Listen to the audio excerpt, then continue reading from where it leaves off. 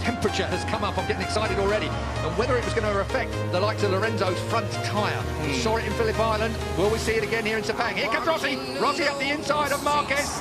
He'll take no prisoners, and the roar is wise, but not enough. He's going to hold it. A shootout down to the left-hander.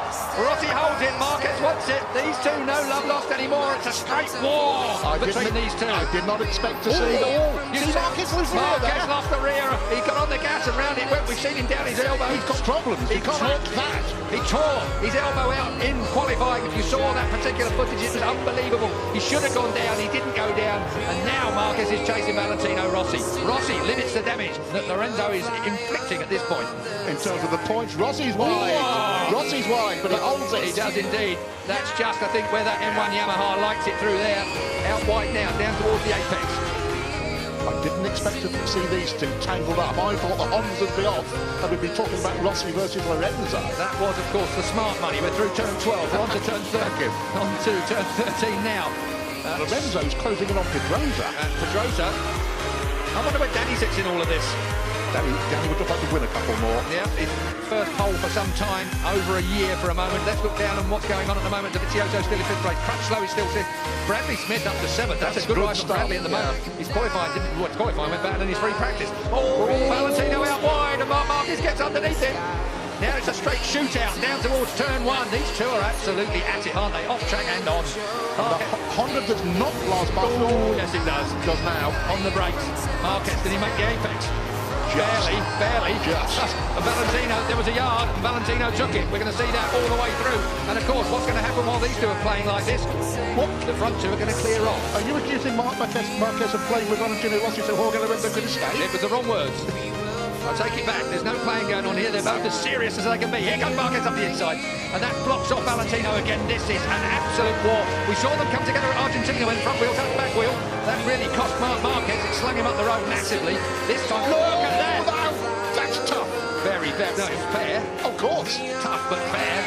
Brilliant motorcycle racing. Two of the very best in the world. An icon, a legend. Two of the best up by a youngster. Two of the best we've ever seen in the world. So, Sepang, if we've got any Formula 1 fans in the crowd, certainly here at Sepang, you're going to see more passes in this lap between these two. You've probably seen the entire race on track. That is turn 9 up there. Oh, now, that through 10, rising up to 11. Quick nod to Marco Simoncelli here, and again, Valentino Rossi. He lost the front, he lost the front. He looks to the right, he lost the front, and through comes Marquez again. These two are at it. This is walking. One is 22, one is 36. It is an incredible fight between the Spaniard and the legendary Italian. And meanwhile, Pedrosa and Lorenzo are clearing off into the distance to dispute the lead. It is a 7/10 lead last time at the line. We'll wait and see whether Lorenzo... He has closed it down. Yes, Lorenzo is chasing Pedrosa and he's closing it down. Marquez now in third place has the better of Valentino Rossi. Wide again. But he pulls that Honda. He wants to get that Honda to that apex, up on the fat bit, fire it out of there. +2 Marquez. That says it's on Lorenzo's board. Down then towards turn 1. Still Danny Pedrosa and Jorge out front. What an incredible few opening laps here. 20-lap race. We're already with only 15 to go. Take a look at this. Here comes Valentino. Marquez early on the gas. He's not going to allow Valentino the opportunity. Did Valentino actually headbutt the back of the Repsol Honda? Involuntarily. Through. Oh.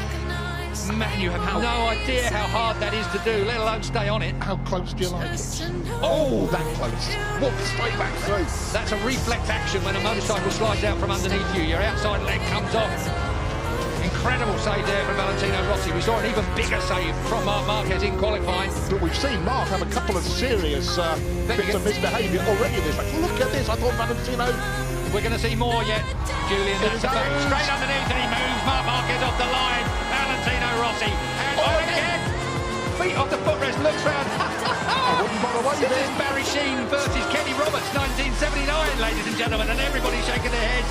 Out goes Valentino again. Marquez, this is personal. This is a real personal fight. Valentino thinks he's been interfering with deliberately there. That's what that gesture was about. This is proper racing, if you ask me, Julian. I agree with you. I don't think it's got anything to do other than the fact there's two top men, egos and performances fighting around this Sepang racetrack. And all the time, Valentino's lead in the championship is being whittled away by Jorge Lorenzo out front. Underneath, that's two lines you can get through there quite neatly. It's when they touch, it's the problem. So, once again, Marquez in front of Valentino Rossi. the M1 and the Repsol 21-3V look so similar, Julian, around in different places on this track. Different motorcycles, different concepts, different strategies, but almost identical lap times. Meanwhile, Mr. Pedrosa... What's it? It was last time 6/10 at the last stop.